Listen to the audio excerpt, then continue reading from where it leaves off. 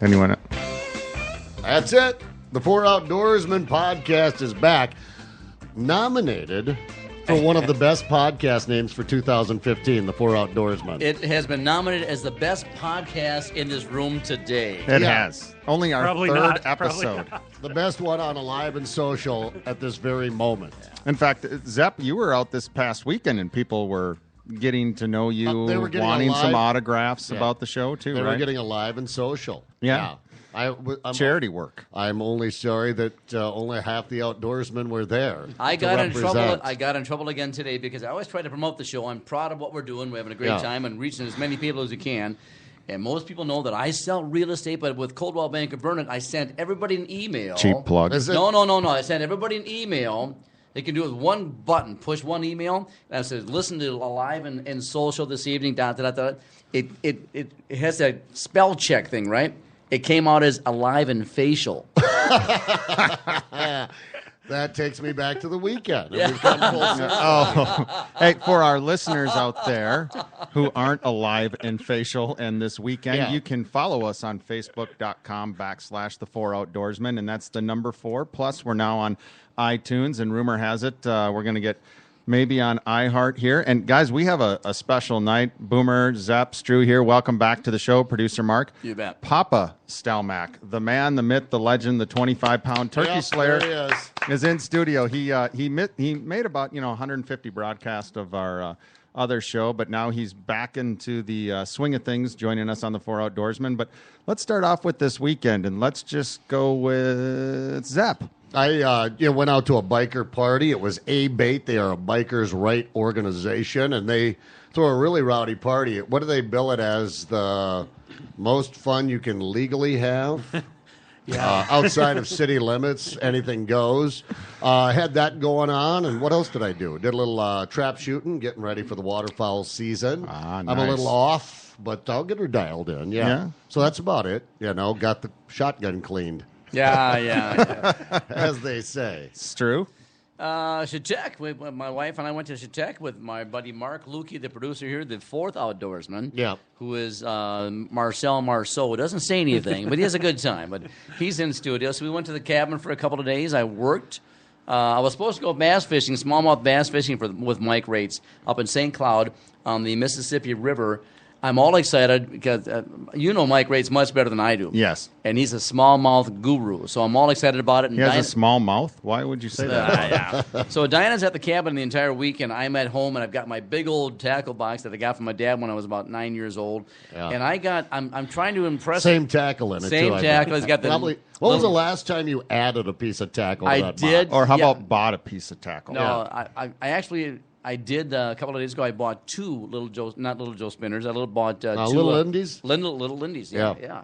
And anyway, so at 4:30 in the morning on Saturday, I get a text from Mike Rates. Well, you can come up. It's about an hour and a half, whatever it was, and you can come on up and spend 4 or 5 hours with me. But it's raining right now. It's supposed to rain for 3 hours. And after that, things normally shut down. So Yeah. I'm up at 5 o'clock in the morning, and I never went smallmouth fishing. So we're going to reschedule that. I'm looking forward to that. But we had a good time at the cabin in Wisconsin, right? Yeah. Fished a little bit. I caught one crappie, but I caught something. Had a great time. Still some good. Yeah, I'm doing the transition thing, but there's still some good fishing out there. Big Mark, what are you thinking? Yeah, Stu and I tried fishing with Shriners for the first time. No, shiners. He kept calling them Shriners. I'm like, where's the guy in the little hat and the go-kart? Right. Were they a special kind of Shriner? Yep. That's where you just sort of take the lure and you just spin it in a circle. You Yeah. just go around and. Yeah, I got to hang out with 2 of the 4 outdoorsmen this weekend at a biker rally with Zepp, and then That's went to always your a cabin. good time. Always interesting. Out of You the biker never, rally. you never really know the power of Zepp till you go to a biker rally. Holy smokes! And then you're disgusted. I don't by think it. there's one person out of the 1,200 people there that didn't know him or. So if I would have gone to that biker rally, I probably would not have used my Your Sharpie one time. I wouldn't say don't know. that. I don't know. I think we would put that Sharpie to good use. You may not have used it to write anything down. Boomer, what about yourself, man? Well, you know what? It was a pretty special weekend. The first thing is got the Alumacraft T-Pro 195 all cleaned up and shined. I got some big lake fishing trips coming up that I'm going to talk about a little later in the podcast. But one special thing I did do is my mother and my dad used to always bring me to Grand Marais. It was kind of a special little stop for me down memory lane. So Nicole, Cole, and Sophia and I went up and did the 6-hour drive up on Highway 61 there on Duluth, went up to the North Shore, did Cool. the Staples. We all skipped rocks, walked to the lighthouse. I wanted to go fishing, but we had promised the kids there would be no fishing. It was all about them. We did the mini donuts. Coulda come to Sven and my place, Ole's. yeah. It was. I kind of felt like I was on vacation with Stu a In little bit Chetek. because there was no No fishing. fishing allowed. But what a special weekend with the family because, we've been going up there for years. Went to the old campground, Dad. Remember the campground we used to stay at? And it was just nice. T-Pro is all shined up, boys, and got some big trips. I got Devil's Lake coming up the first weekend of October. Going to do some duck hunting up there. Minnesota waterfall season is on September 26th. So I'm going to be at Wing and Fin Traverse there maybe for a day or two. We'll see with some scheduling. And then we are going to be doing a trip in the middle of October coming up for us guys. We're going to go chase some walleyes maybe on Osakis. We're going to Yeah. get Zepp out there as Looking well. forward to that, yep. And I got an 8-team Alumacraft trip coming up in northern Minnesota Sunday through Wednesday. So it's going to be pretty packed for the next 3 weeks. A couple of things that we talked about Chetek a little bit. Diana and I have a place in Chetek, Wisconsin. Very, very blessed, obviously. And Mark met a good friend of mine, Gene Schoenfuss, who fishes there all the time. He fishes every day. He's got 18 rods. He's got everything hooked up differently, and he fishes all the time. And whenever he takes me out, I catch sunnies and crappies, whatever. But when I go out with Mark or someone, I just throw a rod out, and I don't know how deep it is. I don't have the technology The of these depth guys. finder, Yeah, I've yeah. got the cane pole, whatever. Electronics, yeah. So Mark and I go out and catch one crappie, right? One crappie, and I caught the crappie, thank God, but one crappie, and Gene Schoenfuss caught 29 crappies that day within about an hour and a half. The weekend prior, maybe 3 or 4 days prior, he and his buddy Chris from Chippewa Falls in 2.5 days caught 119. Wow. 119. What's cool about this, though, is that Gene shows up at our place on Saturday morning, I think it was, knocks on the door and brings us 2 Ziploc bags full of clean, fresh crappies. And we cooked them up right there, had breakfast right there. That was wonderful. So Yeah. it's fun. There's fish in that lake, Sophie. There's fish in this lake. Now, one more thing about the Chetek, which was fun. We had Mark's son, Nicholas, there. He's about 2, almost 3 years old, right? Nicholas is really, really a cute kid. Does a great guy. And Mark is telling me how smart Nicholas is. Nicholas is the smartest kid in the world. Compared to Mark. I yeah. learned Nicholas's favorite word, all right? So Mark says, Nicholas, what? I'll tell you how smart Nicholas is. Watch this. Nicholas, tell me the 25th letter of the alphabet. Nicholas goes, why? See, I told you. That's how smart that kid is. But we had a nice time. The fifth outdoorsman awaits. I guess. Guys, what a special time of year we're in right now. Fall is right around the corner here in Minnesota. Waterfall, pheasant. We just had, I believe his name was Jared or whatnot, the PR guy for Pheasants Forever on. The temps are going to start cooling down on the lakes. The emerald shiners are going to start running up the creeks. The walleyes are going to be shallow again. The crappies are going to be biting. I'm just jacked, man. The next 3 to 6 weeks are going to be freaking awesome. I want to find some time to get out for muskie. It's going to be September Yeah. is such a great, about to the middle of October, the end of that season. And then, I've already started kind of getting my waterfall stuff. I've got My the bag out condolences. and- My condolences to you. All right. Thank you. Well, I think one of your favorite bars Yeah. just burned down. I've always had a love-hate relationship with the Full Throttle. Full Throttle. Certainly, I Full did Throttle not burned down. want to see it burn to the ground. For our listeners that may not know, Full Throttle's the big biker bar. It bills itself as the world's largest biker bar out in Sturgis, South Dakota, just outside of the city limits there. The Full Throttle burned down this morning, Yeah. Oh, no. September 8th. So I knew you would know what I was talking about. Yeah, I mean, just what a stroke of luck that no one was hurt and that it happened just after Sturgis, so they have an entire year to rebuild. And the insurance was intact. Gosh, well, thank goodness. Thank goodness they had insurance on that place. The Full Throttle. Somebody said to me today, a landmark. I'm like, well, it's been there since 99, okay? I've been going since 82. Not exactly a landmark, but a big, fun place, and obviously just glad no one was hurt. And they'll have some big old palace built there for us to get into shenanigans next first week of August, 2016. Speaking of shenanigans, Marky, Yeah, we have Fess some up. new sponsors, don't we? We do you didn't read Alumacraft. that. Yeah, that's way past the 10 minutes. We already Oh, lost no, our no, 20 no. bucks. He said 8 minutes. Here we go. Mark. Why don't you rock out the DraftKings? I got to deal? talk about only a few more preseason games to go before the regular season kicks off, and you could start the season by winning $2 million, not $1,000, $2 million in Week 1 of DraftKings.com, America's favorite one-week fantasy football site. Biggest fantasy football contest ever. $10 million in prizes up for grabs, including $2 million for first place and $1 million for second. God, that's a lot of money. 1 week fantasy means no season-long commitments. It's fantasy football on demand. Play when you want, where you want, with the players you want. Pick your players. Yeah. Pick your players. Pile up the points and pick up your cash. That's it. You've never experienced football like this. Every game feels like the playoffs, even in Week 1. And every broken tackle or spectacular catch could take you closer to a $2 million prize. It's not fantasy as usual. The DraftKings. This is DraftKings. Welcome to the big time. Hurry to DraftKings right now, DraftKings.com right now, and use the promo code SPREAKER, SPREAKER, to play free for a Spreaker for a shot at $2 million in the Week 1 Millionaire Maker. Enter Spreaker for free entry now at DraftKings.com. That's DraftKings.com. Wow. What is Your it? money. Yeah. That's a lot of money, man. It's your How do they- money. How do they make money in that thing? But it's big time, boy. It is, huh? It's big time. So, Zepp, you just you were on Alive and Social, right? You were on a morning show. How'd Yeah, that the go? Twin Cities Hit Show. I was here last week, one day. I forget exactly which day it was. Wednesday, yeah, the day before the fair got started, here with Rusty and Chuck and Colleen. Wow, put me on the spot there. Those three goofballs, and had a great time with them. Talked a little bit about Sure, yeah, I know. my broadcasting heroes Yeah, through you here. insulted me. I That heard came that. out wrong. Love's true. Everybody knows that. My favorite broadcaster, Steve Struzinski. I the set my wild alarm to card. listen to that crap. Yeah, I knew you would be the only one that would. And no, we had a fun time, and we played a little classic rock trivia. But yeah, it was on Twin Cities Hit Show. That show's at aliveandsocial.com, and they, I think, do most mornings an hour live.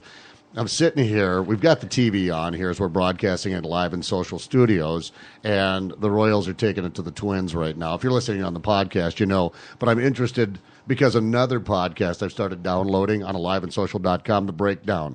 You've got Brandon Warren, Cole DeVries, so you've got the Twins player right in there giving you the inside scoop, and we'll hear what they have to say. Of course, the Twins have some time to pull this one out, but aliveandsocial.com. Yeah, Twins fan, The Breakdown. Subscribe to that one. I recommend it.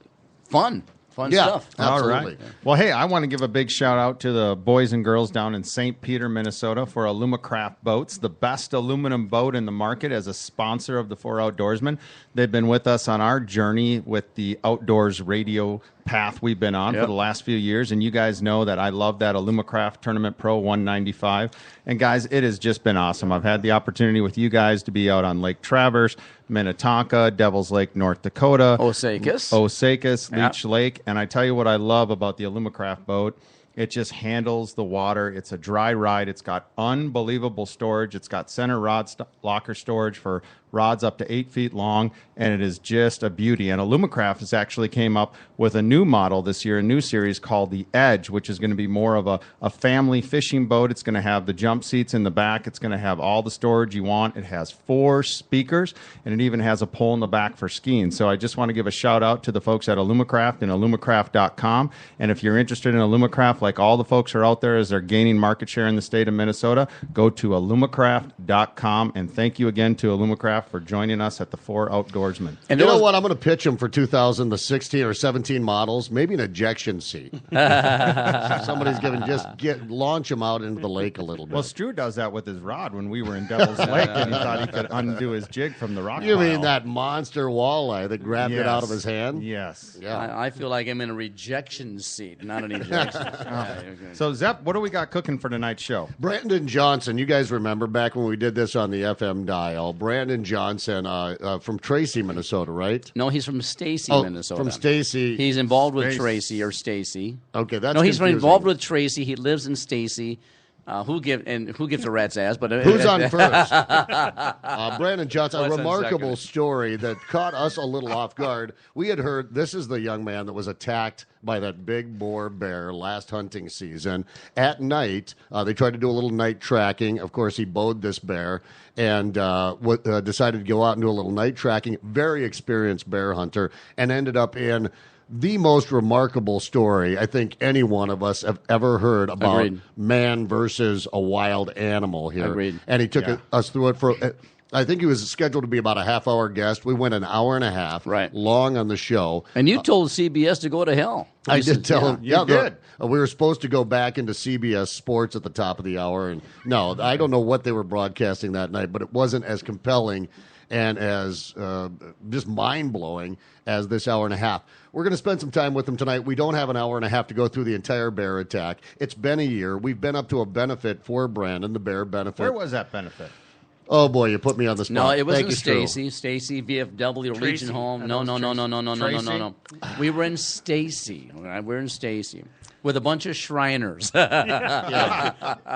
you know what? When you say experience, that really, I mean, he's been Very bear hunting experienced. for what, 15, 20 years with And the same out- group of boys same and group girls. of guys and gals that have been going out, very experienced. I don't know how you get more experience, and found himself in that just very rare position where he got into it with this boar, and he had a 6-inch knife to defend himself.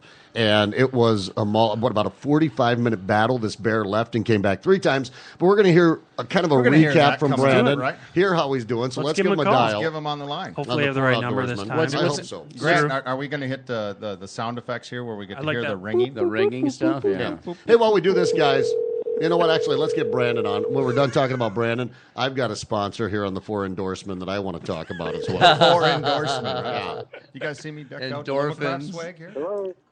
Brandon. Yes. How you doing? Brandon Johnson, this is Brian Zapp. You know Steve Struzinski, Boomer, and our producer, Mark Lukey. And welcome this time to the 4 Outdoorsman. We've changed our name, young man. Yeah, we You forgot to tell him that's true? No, I think I told him that. Maybe I didn't tell him. I was so excited. Brandon, Steve Struzinski here. Thanks for being on again. We spoke this morning for a couple of times, as a matter of fact. And, I think I shared with him that we've gone from the radio to the podcast, and I said the same thing to Craig Lindstrom. But welcome, buddy. How are you doing these days? I'm doing good. How about you guys? Well, we're doing well. We're doing good. Brandon, it's Boomer. Hey, man, thanks for joining us on the show tonight. Yeah, I've seen a lot of those fishing pictures. Looks like you're doing better than me. Well, you know what? I've been pretty blessed to be in that Alumacraft T-Pro the last few weeks. And, Brandon, I still owe you and Tracy a fishing trip. So I'm going to get you guys out there on the Alumacraft because I promise you, man, the fall fishing in the state of Minnesota is just going to get better. But we're going to have to do it soon because hunting season's right around the corner. Well, I'm pretty sure it's already here. Oh, no. I'm pretty sure as well. It depends which season you're talking about. If you're talking about bear, Brandon has, I understand, already been out. Brandon, we've been talking to our listeners a little bit about that attack last year when you were out. And we're not going to go through the entire thing again, but when was it exactly? What time of the year was it? It was in September. It was an early hunt. You were bow hunting. Well, it was early as far as bear hunting goes. It was September 26th is when we went into the woods, and we came out on the 27th. The next day, So they, yeah, I mean, that's in the bear season, it's the 26th day of actual season, so it's quite deep into the season. yeah, because you've already been out this year, haven't you? Correct, which I've had a lot of nights laying awake thinking about what I was going to do, how I was going to do it, and all my friends, and well, not all of them, but a lot of them said, just, you've done it. Hey, Brandon, You've been there, you- Hang on, Brandon. can I interrupt you there, Yeah. buddy? Are you on a cell phone by any chance? Yes, I am. Is it not coming in clear? That's There, better. now you're better. Yeah, maybe just hold your mouth away from the receiver just a little bit. Seems to work a little bit better with those. We're having a hard time understanding you. Yeah, let's All read. right, I'm sorry. There, No, there. there. That's perfect. That's perfect, You Brandon. got, So you've got to swallow that cocktail before you start talking on the air. All right. That's a drink he's talking something about. like that. Maybe it's because I'm not even going to get into that. So, Brandon, let's restart it. When did bear season open for you? When did you first get out in the field this year? Well, the season starts on the first every year, which to me is another thing I wish I could talk to the state about because it falls on a Monday, Tuesday, whatever day. Well, we started Friday. And, we've been baiting for 3 weekends, and we went up Friday night, and I've been laying awake in bed day after day for, basically 11 months, wondering if I could ever do do it again. I told everyone else, no problem. Brandon, let's talk you about. Let's just bring our listeners up to speed. Talk about what your injuries were, and we talked a little bit about you were involved in a vicious bear attack, and just with a 6-inch knife, lost a lot of blood. With help of friends, you were able to get out of there, airlifted, survived. Just tell us again what your injuries were 11 months ago. Well, the blade of the knife was 5 3/8. Let's get this straight. I stand corrected. But I had a little bit of facial and on the side of my neck where it initially bit down, but that ended up where I'm better looking now. I needed more scars on the face area. Attaboy. Chicks dig that. Yeah, they dig that. I had some bite marks where it tried to grab onto my crotch, and anyone. And there was nothing to grab onto, so no, exactly. We're not even sure that was the but bear. It was a warm night. But then it bit on both arms. It broke both arms, and then it spun my hand around, and on my left hand, it broke some fingers in my thumb, and just some other, minor things compared to that. But otherwise, I'm alive, so I'm doing good. It wasn't. So it ended up being better in the long run that I woke up when I did. When we had John a year ago, we weren't. You weren't at that time. Sure, I mean, when you were in the studio, you had your arm resting on a pillow. The injuries were still pretty severe. You weren't sure how much movement you were going to have in your arms. I forget which one. Was it the left one? Left one. That seemed to be most injured. So where are you at today? I mean, in fighting shape? I'm about, I would say, 40% right now on my left arm that I can use my hand, but it's going in the right direction. I mean, it's crazy. It's in the last 2 months, it's really flown by, getting better. I have way more movement in my fingers now, and they're going to do a surgery on my fingers to free up the tendons on my left hand on the 29th, but my right hand's about 90%. So it's, I don't have to have Tracy do the things that I had to have her do for a period of time. Whoa. This is a podcast, but we don't need to get that personal. All right, man. So, and when we interviewed you that night and then saw you at the bear benefit, there was no doubt in your mind you were going bear hunting again. When did you decide that you were good enough to go this season? Well, no matter what, I was going to go, whether it was sitting in an enclosed four-wheeler looking out the window at a TV screen. I don't know, but yeah, I knew right away, I had to be in the woods, and I learned and hunted for years, and I got to be there for the other people that also enjoy it, and more for myself. I had to do it immediately. I said, I've got to at least get out there and beat my fear. So, Brandon, man, and we'll talk about that fear because you said you went out here about, what was it, a 3 week? weeks? No, you went 3 weeks well, ago. they were baiting. They were Baiting, baiting right, 3 weeks ago. Opening weekend was last weekend. Yeah, right. And then, but you guys, they didn't make it it was like on a Monday, I think, was the opener. Talk about first going back out into the field hunting, not baiting, but now you're going out to hunt, because it sounded like a little bit of a quiver in your voice. Well, I've been sick to my stomach since it happened, and I mean, literally, where it never leaves your mind. Mm-hmm. But I got out there with Craig sat with me and Tracy, and Tracy was the one hunting, and she's using archery. So we got out there, and Craig says, "Well, I'll come out and sit with you guys and videotape." And well, right before that, I wanted to make sure that there was bait out there, so I ran up Wednesday before our season was going to start, and I noticed on the trail camera there was a sow and 3 cubs that had moved in and took over the bait, and I was not happy. Were the spring cubs? I mean, this spring? Yes, they were. The sow was, I would say, 300 pounds. Oh, and mama. The cubs are bigger first years, but I would still say they were this year's cubs. Yes. Okay, Brandon, you talked. Yeah, I'm sorry. Yeah, Brandon, you talked about getting out there on Wednesday to check on the bait. What was going through your mind when were you out there by yourself? Yeah, I went out there by myself, but I actually had a pistol on my side. Attaboy, yeah, Boy. yeah. Yeah. How was your mindset then, Brandon? Well, I heard a stick snap while I was making the bear trail before there was bait there, and I thought I was going to have a heart attack, and I don't even know what a heart attack feels like, but I think I had one. Yeah. I'm surprised you didn't have one a year ago. It's not good. It's a feeling. I don't know. I've heard other people that almost drown and they won't go in the water again, or a car accident and they can't drive again. I'll tell you what, there's something different when something's looking at you. Yeah. I feel for them too, but I'll tell you what, it's really a different feeling.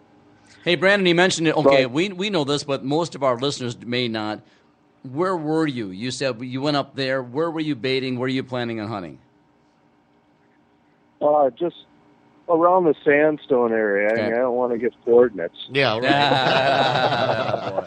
Yeah, you're like talking to Boomer about fishing. Yeah. All right, so you're out there, you hear a twig Lake snap, in northern Minnesota. you get going, and, I'm curious. So- too. Yeah, go ahead. No, do you want to hear about the Friday night of opener? Or Oh, yeah, what's that's really that's at? exactly what we're getting at. Well, get us to the opener. Now you're out hunting.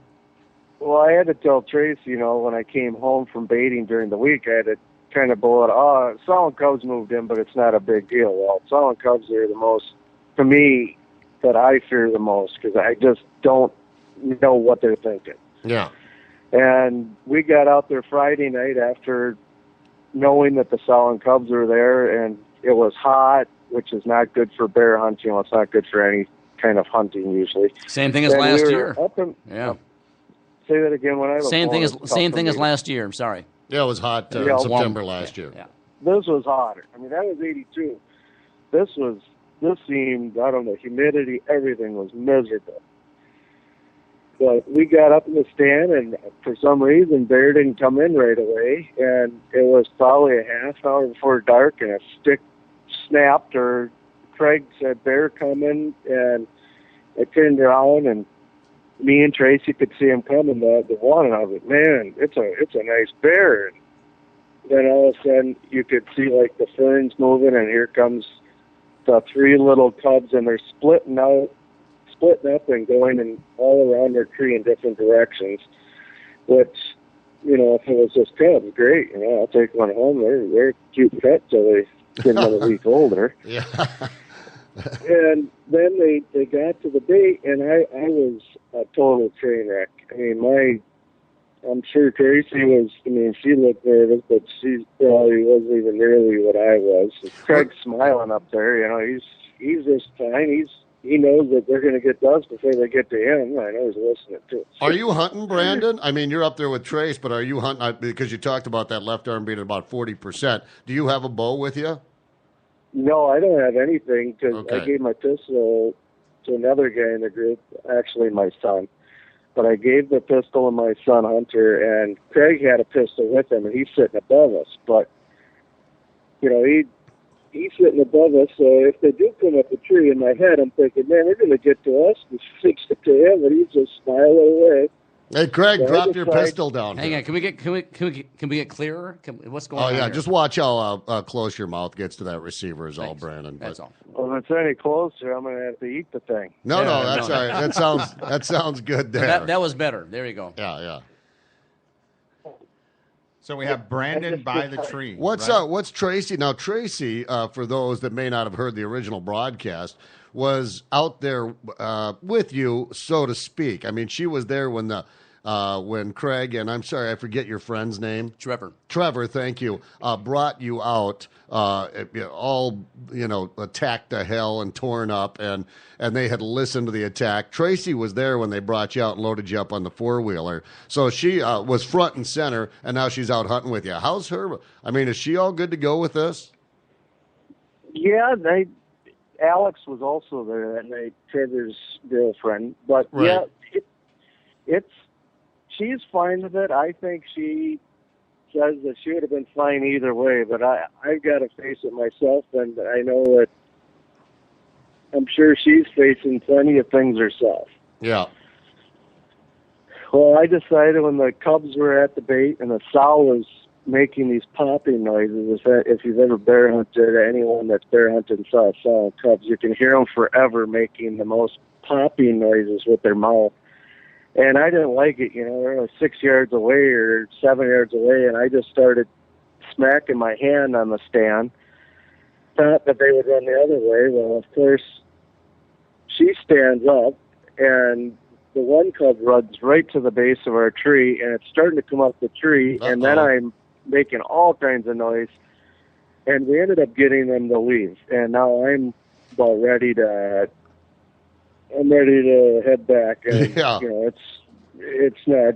I didn't feel good at all, and I'm sure many people have had fears. Well, it's a sick feeling that I can't get rid of, and I don't know. We were back, and sure enough, you know, I'm like, well, maybe we got rid of them. I'll just face my fear again tomorrow night. And we go back out, and there's plenty of time goes by. Then it's a half an hour before sunset. All of a sudden, we hear a stick snap, and I look, and here's a big, not a giant, but a really nice one, you know, over 200 pounds coming in, and we're like, all right. All of a sudden, I see 2 cubs this time from a different sow and 2 cubs. Damn. And I'm going, oh my gosh, not again. It's a different one. And this time, I'm like, I'm not dealing with it nearly. But I wasn't going to let them get all situated at the bait. I wasn't going to, and I'm starting to make noise, and I made all kinds of racket. And then this time, the cub comes up the tree. Not just, you know, not looking up the tree. It comes up the tree. But this time, I thought about it at the cabin, and we all discussed it. We brought some D batteries, which are fairly heavy, and I brought a piece of steel that was cut off a tractor. And I was going to throw it at him to try to get him to leave. Well, Tracy drops down as the cub is 5 feet from getting in the stand. We're 12 feet off the ground, so it's 7 feet up the tree or more. And she lays down across the stand because she doesn't want to see it. I was like, you know, hide from something. So I leaned across Tracy, and just about, I mean, we saw each other's eyes at that moment, and I hit it right between the eyes with that pop can-sized piece of metal. And it dropped down and took off running, and Mom was woofing at me with this deep sound that they make, and then they took off. And I was even in worse shape on the second night than I was on the first night. I was like, this is crazy. I don't even know what to say. This is, what are the odds that I had Brandon, 7 bear and 1,000 cubs? You know, I'm not a bear hunter myself. Explain to me, if you're out in the woods, why are these cubs attracted to your tree? I mean, is it just a curiosity thing? No, I should have thought about it more, but my mind was being on medication and stuff. I would have probably ended up putting it in the same tree, but I'm in a clear cut that's probably 15 to 18 years old, and I'm in the biggest tree. So the cub's looking for the safest way to get up a tree, the safest place to get up and out of harm's way, and your tree looks like the best tree. Yep, they don't want to climb up a tree that's as big as your wrist. That's not going to get them away from danger. They came up a tree the size of your waist. Okay, that makes sense. Yeah. So, Brandon, don't bears have a pretty good scent? Don't they have a pretty good nose on them? Oh, it's the best. That's what they live by. They can't see overly. I mean, I'm sure they can see, but they can't see nearly what their other senses are. Sound is second, and smell is definitely their best. I mean, that's what they live by. And the reason I asked that is you talked about the first day you were out in the tree that the cubs got pretty close to you, and then you had Craig up there. But then the second day you were out there with Tracy, the cub actually got 5 to 10 feet from the stand, and it didn't smell or wind you and get scared just from your scent. Well, when you use good bait, they'll tolerate anything. I mean, plus it's a cub; they're a little dumber. Yeah, I've got a lot of scent out, cover scent, sprays, smells of berries and all kinds of stuff. If you put that out there, I think it kind of like works like they sell the stuff, which I don't know, like that buck nose jammer for deer. I don't use that myself, but this, I think they smell so many good smells. I don't think that the bad smell is nearly as potent as what they're smelling. So you've brought in 2 sows with 5 different cubs in your first 2 nights out there, and you're feeling pretty shaky. Yep. So then I knew this, but Craig says I have to go home tomorrow. We had one more night of hunting. Did he leave his pistol? And, and I said, Craig, could you leave your pistol? And then he did. Yeah. He did leave the pistol, and we got out there, and as soon as we got there, I couldn't get right in my head. I wasn't feeling good at all. It was literally, I told Tracy I was sick. Is it your, do you still have it? You must still have it do you still dream it?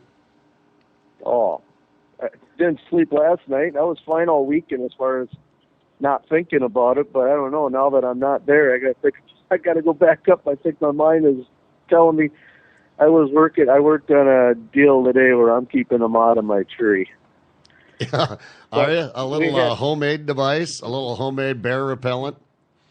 Yep, no one taught me this. No, I came up with it today, or actually at the cabin, and I did it today. I took a scrap piece of plywood, 3/4 inch treated. I ripped it into strips, and I bought 2 boxes of screws. And I'm going to ratchet strap around my tree so it's spikes sticking out all the way around the base of my tree so they can't get up in the tree. How medieval of you. I love it. That's awesome, man. You know what? If they do get by 5.5 feet of spikes, I'm in trouble.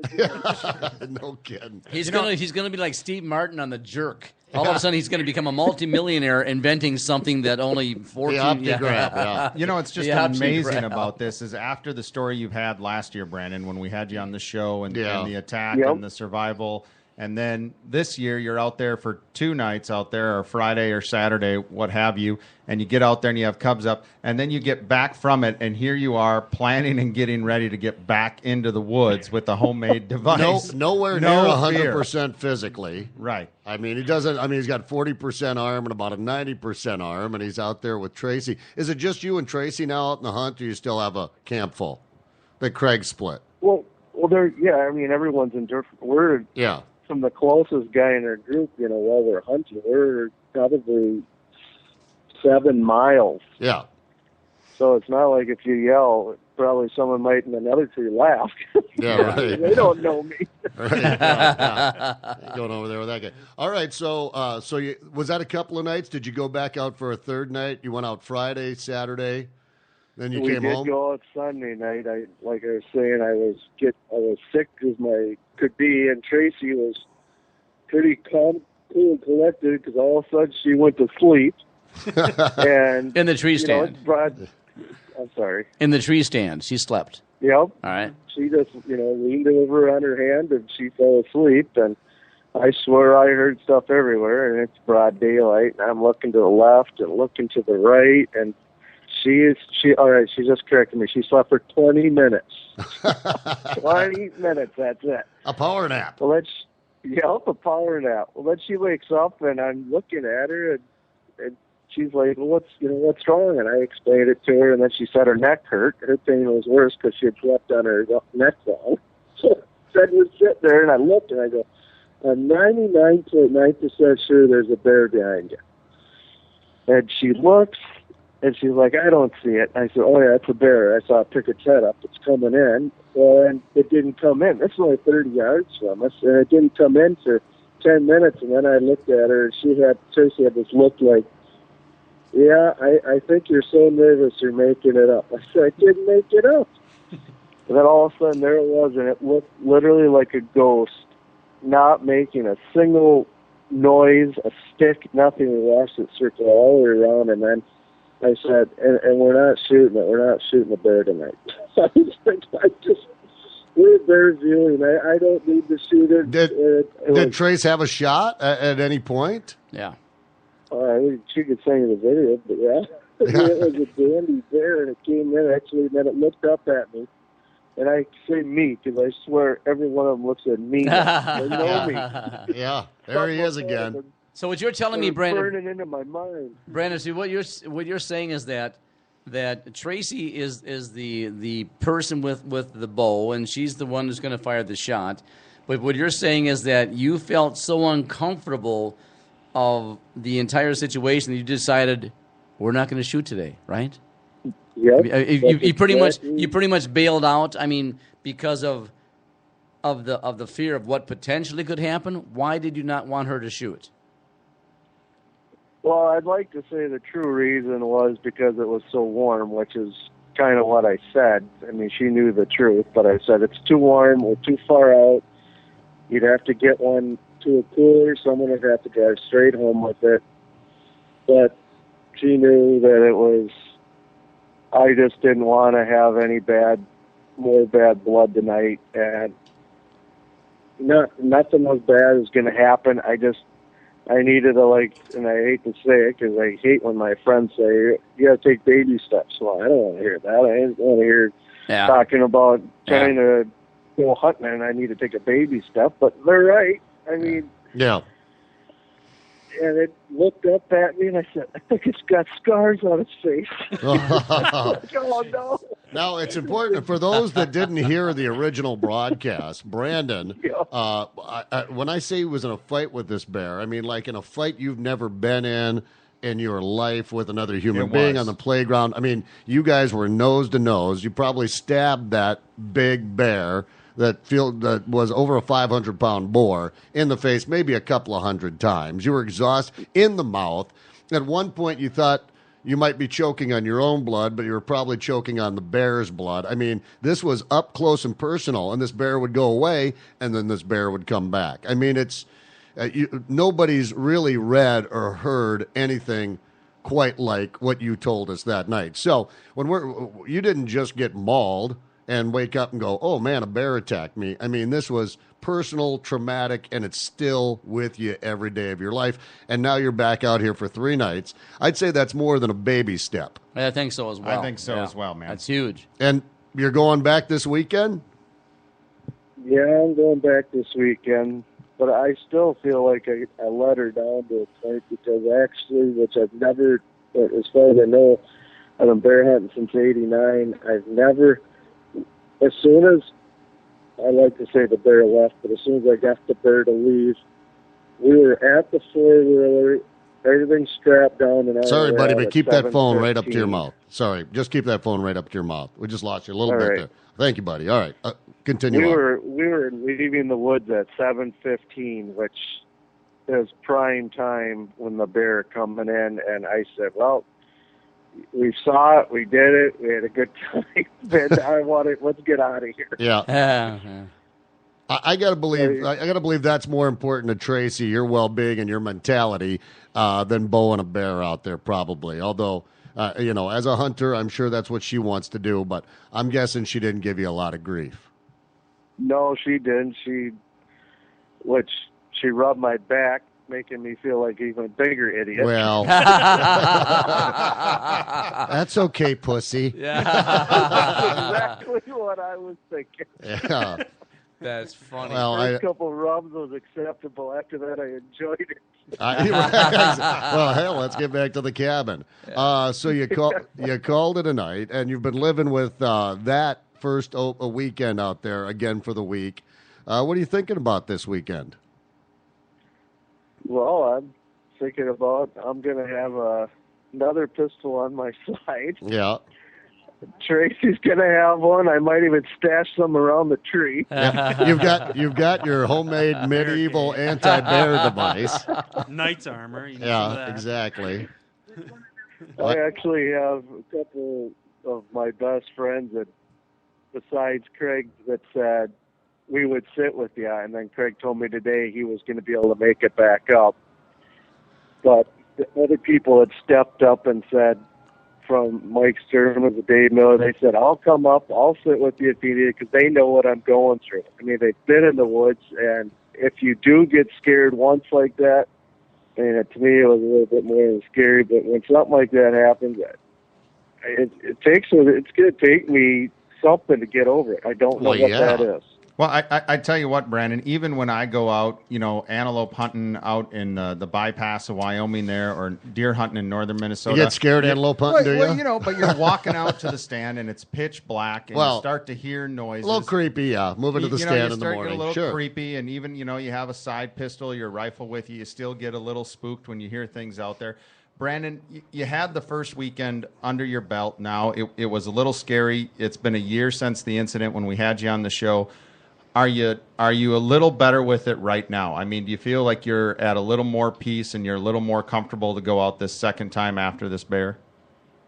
Well, I'd like to say, I definitely, once I get my patented bear protector device on my stand. That's funny, yeah. Yes, if they can't get up my tree, I think walking out and walking in, I'm the walking out in the dark when you're leaving a bait, which that night when we did leave, and I told you we got to the four-wheeler, we had a large one that was coming in, and you could see when we started the four-wheeler right in front of the four-wheeler, it had wheeled around, and we followed the tracks all the way out. Well, then I was like, geez, how close were we to it when we walked down the trail? Yeah. Then it makes your mind go, that stick snapping sound, which started this whole thing last fall when I heard that stick snap. Now, every stick that snaps, I swear my head wheels around. Oh, I don't care what I'm doing, just outside, I look for it. What is it? What's that? I wish I had a stick right now so bad. I wish I did too. Yeah. And I was in your studio because you'd know it. Hey, Brandon, I know you guys do the bow hunting out there all the time, and Tracy's pulling the strings back as well. But now, since your arm is all screwed up, are you gonna succumb to rifle hunting? Oh, I have nothing against rifle hunting. I rifle hunt. I go with the group. I mean, my passion's always been archery. Yeah. I did get a crossbow permit this year. I have nothing against crossbow hunting. I just always had such a passion for archery that it's been tough to make the step. I love watching my kids or Tracy, or actually Tracy's daughter Taylor's now is shooting the bow, and it's just, there's something about that up close and personal with the knife in your hand. Well, once you've done it, you don't feel like, once you've done it, you realize you've done the ultimate hunting. Right. Brandon, being the media whores we are, we've got to follow up next week just for 5 or 10 minutes. Your personal trauma is quite entertaining to us. It is to me, too. And I can still pick up the phone with one of my We want to get an update on the back rub from Tracy as well. Right, exactly. We want to go over there, too. That's a different show. But Brandon Johnson, we got to call it right there, and that seems like a good place to call it. But we got to, after this weekend, check in with you, if you don't mind, 5 or just 10 minutes next week, and hear how this next weekend, we feel like we're kind of on this journey with you now, man.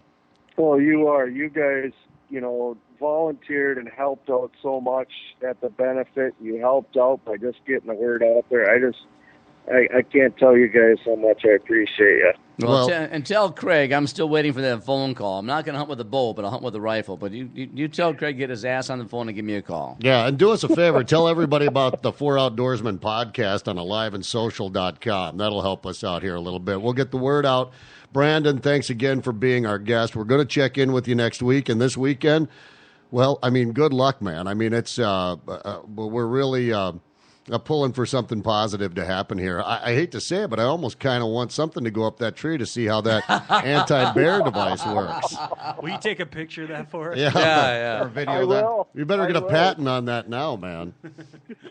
Hey, do I get like a can koozie or anything? We're working on that working right on now. all the We got the 4 endorsement going. Brandon, thanks a lot, buddy. It's nice. Let's end this on a laugh. That's a good place to end it. Thank you much. The best of this weekend, and we'll check in with you next week, man. Sounds great. Thanks a lot, guys. All right. Take There care. you go. Take care, Thanks, buddy. buddy. Take care. How about that, Brandon Johnson? Listen, guys, the 4 Outdoorsmen would like to welcome our new sponsor and old friends at Lakes Trading Company. Ben and Joe up there at Lakes Trading Company.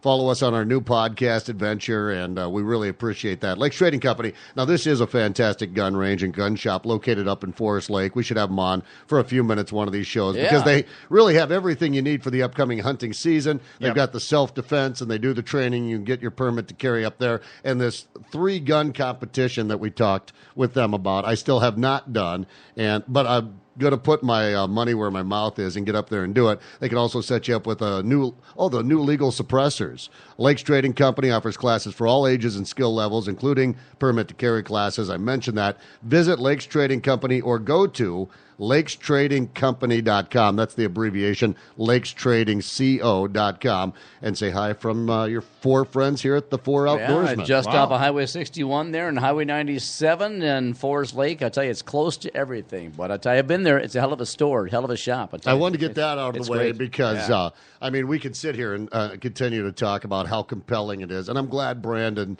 is being a good sport about it. And I don't think you'd get my ass back out there. I'm telling you, you guys got to admit, when you get out in the field early in the morning, deer hunting or antelope hunting, or if you're out in South Dakota duck hunting, you still get a little quiver. You feel the goosebumps on the back of your neck. You hear a stick break or something, and you're crawling up the stand, and you feel like you're kind of in a vulnerable position right there. You get a little spooked. I can't imagine being Brandon out in South Dakota, and when I knew there wasn't anything out there, but a cow maybe might step on me. But when you're moving to your stand or a position in the dark, sure, yeah, you always feel. Get a little now freaked out. Now I'm bear hunting that and. I've been baiting them for 3 weeks, so I know they're coming in. I know I've been inviting them in. I've laid out the red carpet for them for 3 weeks, and he said was he just scouting ahead of that where he noticed the sow and the 3 cubs? And anybody listening to this show or in this room knows that a sow that's why I asked if they were 2015 spring cubs because she's going to be even more protective. They'll stay with her for a couple of years with your black bears. No idea. Those cubs will stick with her, and then she'll get a little less protective as it goes. But if they're spring cubs, she's still hair on end and that's what was worrying him. And then he has a sow come in the next night. All right, that's Brandon Johnson. Guys, I don't know how much time we've got left here on the Four Outdoorsmen, but while we are... trained machine, 7 minutes, Zepper. AliveAndSocial.com. By the way, if you're listening to the podcast and you enjoy it, let your friends know, AliveAndSocial.com. And there are a lot of other fantastic podcasts on there as well. I talked about the breakdown earlier. Apples to Apples is one I have not listened to yet, but here's what intrigues me, and I've already downloaded the podcast. Maybe I'll give it a listen a little bit later. It's a father and son team. I like that dynamic. So you've got Scott and Drew Applebaum. Find out if father really knows best on Apples to Apples. They talk sports and everything else, I guess. AliveAndSocial.com, Apples to Apples. And I want to give another shout-out to Illumicraft for joining us at the Four Outdoorsmen. Are you making more on this than we are? I feel like he is. Yeah. Well, we just got him back on the show. No, I'm pretty pumped up about the trips I'm going to have and seeing all the boys and girls from the Illumicraft team up in northern Minnesota. Yeah. And just want to give them a shout-out for joining our show. And they've been there from the get-go and have supported us every step of the way, so we certainly do appreciate that, fellas. Back to the Brandon Johnson thing, as the people who are new listeners to the Four Outdoorsmen on the Alive and Facial here. No, Alive and Social. I apologize. But if they've never heard this story before, as difficult as it sounded here tonight, it is horrendous what this young man went through, and you have to give him all the credit in the world to laughing and trying to make fun about it. He's got a great personality. He was literally torn apart by a 500-pound bear,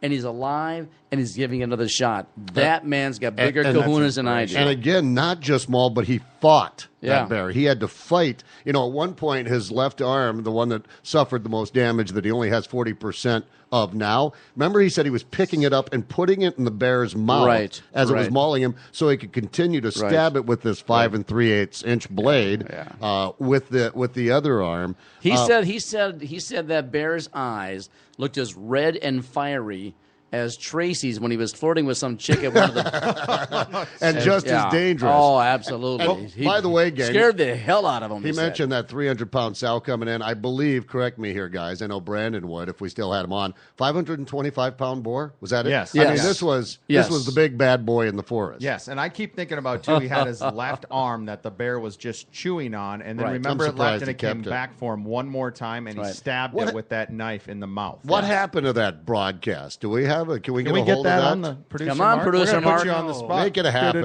It's kind of lost in an abyss of former episodes, but I will do my best, guys. Now, let's see if we can. Well, it just, for anybody listening, we'll see if we can round it up. And there's all sorts of licensing and ownership crap that probably comes with getting that on. But we'd love for our listeners to have a shot at that and follow along with us. Because I don't know about you guys, but this is the best cliffhanger in the world because we're going to check in. Now he's going up for round 2 this weekend. You tell Cumulus if we can have that Yeah. podcast, that one broadcast, I'll fix their bathroom. All right, you'll be able to Deal. crap and you'll be able to Deal. crap in the studio. And I will promise. refill the vending machine. There you go.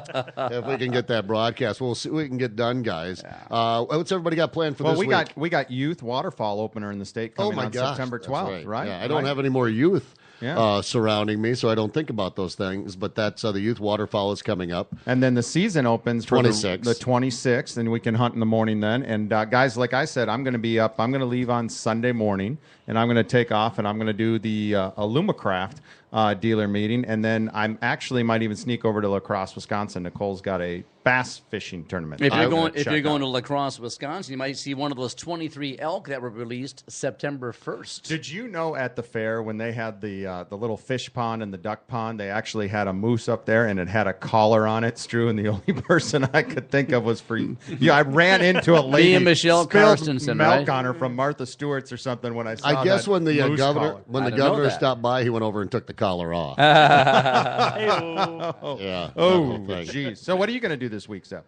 This week, I'm going to get back out to the range and see if I can get a little better 50% Clean on out that your truck. gun? No, it's been cleaned. It's already. It's working right now. It's operating. It's cycling trap loads through and just fine. And so the old Versa Max is ready to go. I just need to dial her in a little bit. I think this week I'll get down and do some actual waterfowl trap shooting down at the Horse and Hunt in Prior Lake, and I'll be down doing the opener this year just south of Shakopee with some friends. And Can you I- better get out there can if you're I going to go? get a Yeah, you shotgun can. or whatnot. And it's a good time to get it fitted as well, like at Lakes Trading Company. Because I tell you what, most shotguns, when you buy them for our listeners out there, they're fitted for the standard person. Yeah. And that's not going to work for everyone. Like myself, about 6'3", 6'4", I need a gun that's going to fit me a little different, and that's going to take some time. So if you're going to get a new gun and you're going to use it for waterfall season or you're going to go warm up on a pheasant farm somewhere, get into a gunsmith like Lakes Trading Company. Yeah. Make sure you get that thing fitted because they're going to adjust the butt on it. They're going to adjust the trigger pressure on it and A make good- sure that you can get a good shot when you finally have And that a good moment. gunsmith is going to know. He's going to ask you what you're wearing. You get on that puffier clothing when it gets a little cooler out here Yeah. closer to waterfowl season. So they'll shim it up just right so that when you pull it up, you're ready to shoot and hit what you're shooting at. Plus, the other thing is, if you're going to go out and get some new gear for waterfall season, or you're starting to look for some stuff for pheasant hunting season, you're going to go visit the folks at Great Plains Hunting. Mr. Zepp, if you're listening, we want to. But it's a time to start buying to get your shells and your shotgun shells, because when you guys, there's always going to be a shortage about a week before the season, Yes. and they're going to run out of your shot. So if you're looking to buy 4-shot or 2-shot, which are popular loads for waterfall season, get out to the stores and buy your gear now, because I promise you a week before that stuff's going to be picked over and you're going to have some tough pickings, or you're going to pay a lot of money somewhere else because of demand and supply. And guys, average size like me, it's either extra large or extra small if you're looking for a new pair But of bibs or whatever. Drew can go into the youth section, Yeah, so he'll he's- be just he'll fine, be fine. right? He'll be Yeah. covered. That's how I can get out for the youth hunt. I'll take Strew. Dye his We'll hair get a you little some. bit. Yeah, we'll get that men's formula or whatever. Bunch of assholes. We you. just Mark, what are you going to do this weekend?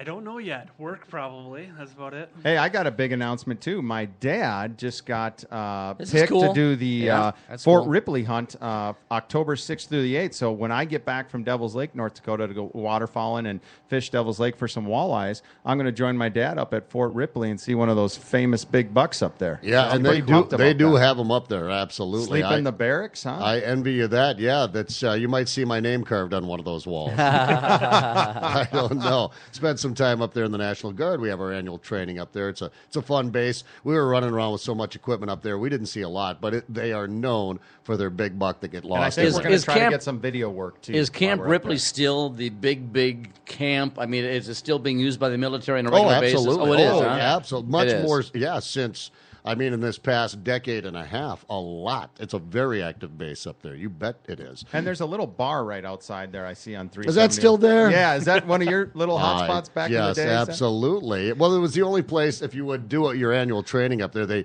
if it wasn't hardcore training, it was more relaxed AT, they'd give you a middle weekend off or a night or two. Friday and Saturday night they might give you off, and it's not like you could grab a Humvee or a Deuce and a Half or something and run to the nearest town. Yeah. So in other words, you'd just hang out. You'd go to this little Tin Shack over there, and you know, Hang out. waste a couple of bucks, meet some of Ripley's finest up there. Yeah, actually, whoa, man, yeah, Oh. that takes me back to the Congo room down in Mitchell, South Dakota. In fact, I think they were on the same tour. Well, boys, I think we're getting ready to wrap it up. Stu, you want to bring us home? No, but I don't bring you. Thanks for listening to the Four Outdoorsmen on aliveandsocial.com. And iTunes. Next week we got iTunes. I don't know. We're going to have a website here soon, right? We're going to have a website, too. And we have some past podcasts that are available Yep. on iTunes. And Facebook.com/the 4 Outdoorsmen. And Yep. that is spelled with the number 4 Outdoorsmen. And I think next week we're talking about grouse hunting, a couple of more topics. So listen to the Four Outdoorsmen, liveandsocial.com. Thanks for listening tonight. Talk to you guys soon.